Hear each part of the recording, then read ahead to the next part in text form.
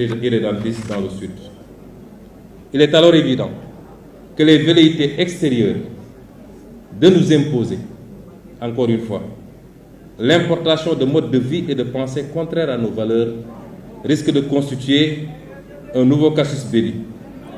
La question du genre, par exemple, revient régulièrement dans les programmes de la majorité des institutions internationales et dans les rapports bilatéraux, même souvent comme une conditionnalité pour différents partenariats financiers.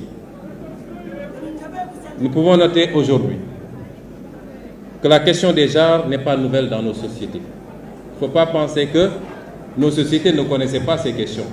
Elles les connaissaient et elles les géraient à leur façon. Elle ne l'est nulle part d'ailleurs et est presque consubstantielle à l'humanité. Elle ne peut être donc l'apanage de l'Occident.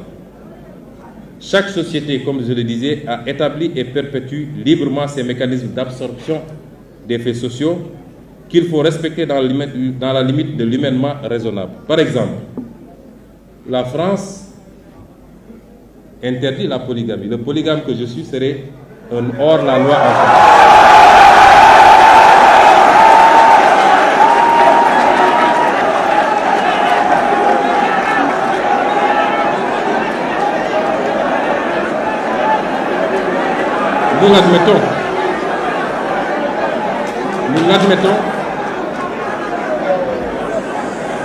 Nous l'admettons si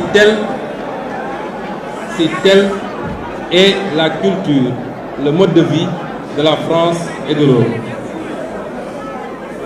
La France particulièrement et de tout le monde occidental, et je vous félicite et vous encourage parce que vous êtes l'un des rares hommes politiques français qui le dénoncent, la France fait de la stigmatisation d'une religion, en l'occurrence musulmane, son exercice favori, au point d'interdire à des musulmanes de s'habiller comme elles l'entendent.